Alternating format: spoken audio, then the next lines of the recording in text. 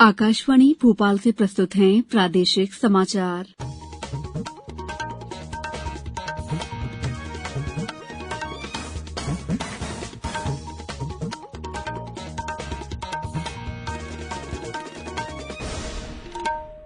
नमस्कार, समाचारों के साथ मैं दीपा सिंह। सबसे पहले मुख्य समाचार। प्रधानमंत्री नरेंद्र मोदी 16 और 17 जून को हिमाचल प्रदेश के धर्मशाला में मुख्य सचिवों के पहले राष्ट्रीय सम्मेलन की अध्यक्षता करेंगे। केंद्र सरकार ने सैन्य बलों में युवाओं की भर्ती के लिए अग्निपथ योजना को दी मंजूरी। 30 से 40 हजार रुपए होगा मासिक वेतन। मुख्यमंत्री ने अपराध नियंत्रण का कार्य सर्वोच्च प्राथमिकता से करने के निर्देश दिए और पन्ना टाइगर रिजर्व में चालू पर्यटन वर्ष में 3 करोड़ 30 लाख रुपए की हुई कमाई। अब समाचार विस्तार से। प्रधानमंत्री नरेंद्र मोदी 16 और 17 जून को हिमाचल प्रदेश के धर्मशाला में मुख्य सचिवों के पहले राष्ट्रीय सम्मेलन की अध्यक्षता करेंगे। ये केंद्र और राज्य सरकारों के बीच साझेदारी और मजबूत करने की दिशा में महत्वपूर्ण कदम होगा। सम्मेलन में 200 से अधिक प्रतिभागी केंद्र सरकार, सभी राज्यों और केंद्र शासित प्रदेशों तथा क्षेत्र विशेषज्ञों का प्रतिनिधित्व करेंगे। सम्मेलन में राज्यों की भागीदारी से तेज और सतत आर्थिक विकास पर ध्यान केंद्रित किया जाएगा। इस सम्मेलन की अवधारणा और कार्यसूची 6 महीने तक चले सैकड़ों दौर के विचार विमर्श के बाद तैयार किया गया है। विस्तृत चर्चा के लिए 3 विषय चुने गए हैं। राष्ट्रीय शिक्षा नीति का कार्यान्वयन, शहरी प्रशासन तथा फसल विविधता और तिलहन दलहन तथा अन्य कृषि उत्पादों में आत्मनिर्भरता प्राप्त करना। इसके अलावा आकांक्षी जिला कार्यक्रम पर भी विचार सत्र होगा। केंद्र सरकार ने सैन्य बलों में युवाओं की भर्ती के लिए अग्निपथ योजना को मंजूरी दी है। रक्षा मंत्री राजनाथ सिंह ने बताया कि इस योजना के अंतर्गत चुने गए युवाओं को अग्निवीर कहा जाएगा। उन्होंने बताया है कि अग्निवीरों को आकर्षक मासिक पैकेज और तीनों सेनाओं में लागू जोखिम तथा कठिनाई भत्ता दिया जाएगा। उनका कार्यकाल पूरा होने पर उन्हें एकमुश्त सेवानिधि पैकेज दिया जाएगा। इस योजना से देशभक्त युवाओं को सशस्त्र बलों में 4 साल सेवा करने का अवसर मिलेगा। अग्निवीरों को 30 से 40 हजार रुपए मासिक वेतन और भत्ते दिए जाएंगे। सेवानिधि को आयकर से छूट होगी। उन्हें 48 लाख रुपए का जीवन बीमा कवर दिया जाएगा, जिसके लिए उन्हें कोई भुगतान नहीं करना होगा। अग्निवीरों को विभिन्न सैन्य कौशल, शारीरिक फिटनेस और वीरता, देशभक्ति तथा नेतृत्व के गुणों के लिए आवश्यक प्रशिक्षण प्रदान किया जाएगा। अग्निवीरों के लिए आयु सीमा 17 वर्ष 5 महीने से 21 वर्ष तक रखी गई है। जनरल ड्यूटी सैनिक के लिए शैक्षिक योग्यता 10वीं निर्धारित की गई है। सेना प्रमुख जनरल मनोज पांडे, वायुसेना अध्यक्ष चीफ मार्शल वीआर चौधरी और नौसेना प्रमुख एडमिरल आर हरिकुमार सहित विभिन्न सैन्य अधिकारियों ने इस योजना की सराहना की है। उन्होंने कहा कि अग्निपथ योजना से देश के प्रतिभाशाली युवाओं को सैन्य सेवाएं प्रदान करने का अवसर प्राप्त होगा। स्वास्थ्य और परिवार कल्याण मंत्री डॉक्टर मनसुख मांडविया ने कहा है कि कोविड अभी समाप्त नहीं हुआ है। कई राज्यों में कोविड रोगियों की संख्या बढ़ने की खबर है। उन्होंने कहा कि ये समय सतर्क रहने का है और कोविड संक्रमण को फैलने से रोकने के लिए कोविड नियमों को भूलना नहीं चाहिए। मास्क लगाना और सुरक्षित दूरी बनाए रखना जरूरी है। डॉक्टर मांडविया ने कल वीडियो कॉन्फ्रेंस के माध्यम से राज्यों तथा केंद्र शासित प्रदेशों के स्वास्थ्य मंत्रियों और वरिष्ठ अधिकारियों के साथ बैठक की अध्यक्षता की। उन्होंने बैठक में टीकाकरण अभियान, हर घर दस्तक के दूसरे चरण की प्रगति की समीक्षा की।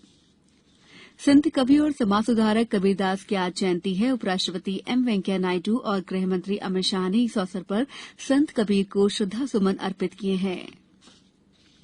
प्रधानमंत्री नरेंद्र मोदी ने सभी विभागों और मंत्रालयों में मानव संसाधनों की स्थिति की समीक्षा की।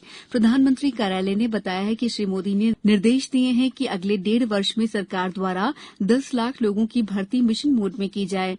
सूचना प्रसारण मंत्री अनुराग ठाकुर ने सरकार के अगले 1.5 वर्ष में 10 लाख लोगों की भर्ती वाले प्रधानमंत्री कार्यालय के ट्वीट को साझा करते हुए कहा है कि आत्मनिर्भर भारत के दृष्टिकोण की दिशा में ये एक और बड़ा कदम है। समाचारों में वक्त है ब्रेक का। ये समाचार आप आकाशवाणी भोपाल से सुन रहे हैं। हमारे समाचारों को अब आप कभी भी और कहीं भी अपनी सुविधा के अनुसार सुन सकते हैं। ये समाचार बुलेटिन YouTube, ट्विटर और फेसबुक पर AIR न्यूज भोपाल पेज पर भी सुने जा सकते हैं। इसके अलावा आप हमारी वेबसाइट newsonair.nic.in पर अथवा AIR न्यूज ऐप पर भी समाचार सुन सकते हैं। ब्रेक के बाद समाचारों में आपका एक बार फिर स्वागत है। मुख्यमंत्री शिवराज सिंह चौहान ने निर्देश दिए कि अपराध नियंत्रण का कार्य सर्वोच्च प्राथमिकता का है। आमजन को कोई कष्ट न हो। चिन्हित और महिलाओं के विरुद्ध अपराधों की नियमित समीक्षा की जाए। उन्होंने आज स्मार्ट उद्यान में पौधरोपण के बाद भोपाल कलेक्टर अविनाश लवानिया और अतिरिक्त पुलिस कमिश्नर भोपाल सचिन अतुलकर से महिला अपराध के दोषियों पर की गई कार्रवाई की जानकारी प्राप्त करते हुए कहा कि अनेक आपराधिक तत्व बच्चों को नशे की लत लगाकर अपराध में शामिल करते हैं। ऐसे मामलों में दोषियों को बिल्कुल बख्शा नहीं जाए। पन्ना टाइगर रिजर्व में चालू पर्यटन वर्ष में 3 करोड़ 30 लाख रुपए की कमाई हुई है। टाइगर रिजर्व के फील्ड डायरेक्टर उत्तम कुमार शर्मा ने जानकारी देते हुए बताया है कि ये राशि पिछले वर्ष की तुलना में करीब 1 करोड़ रुपए से अधिक है। टाइगर रिजर्व में इस बार टूरिज्म बड़ा अच्छा रहा है। बहुत भारी संख्या में पर्यटक पन्ना टाइगर रिजर्व आए हैं। हमारा जो पर्यटन वर्ष होता है वो 1 जुलाई से प्रारंभ होकर 30 जून तक चलता है और जो इस वर्ष का पर्यटन वर्ष है 1 जुलाई 2021 से जो प्रारंभ हुआ है 30 मई तक के अगर हम आंकड़े देखें तो 3 करोड़ से ऊपर हमारा टिकट रेवेन्यू पार कर चुका है।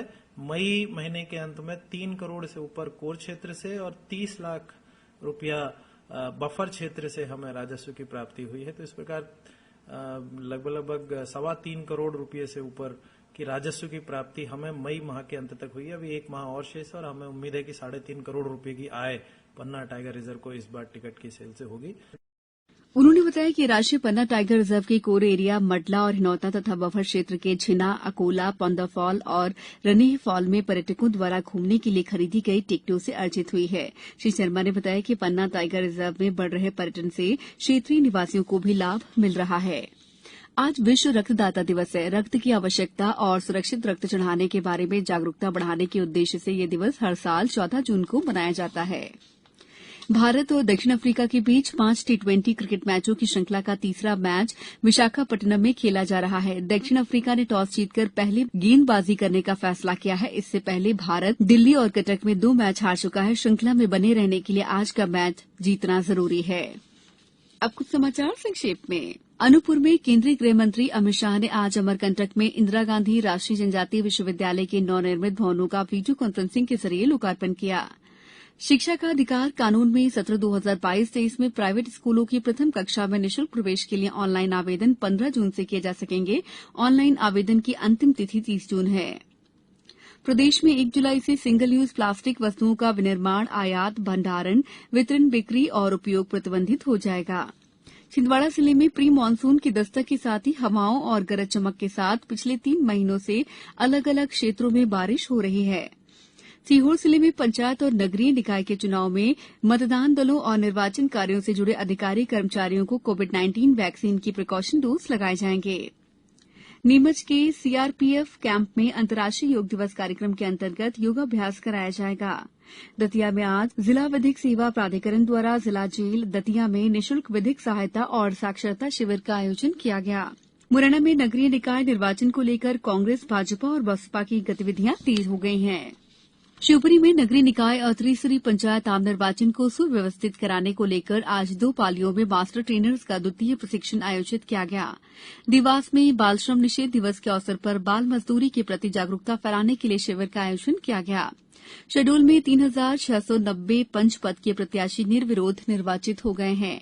अब जिले की सभी ग्राम पंचायतों के कुल 6375 वार्डों में से 2404 वार्डों में पंच पद के लिए निर्धारित तिथि पर मतदान कराया जाएगा। इस बुलेटिन में इतना ही। दीजिए इजाजत। नमस्कार।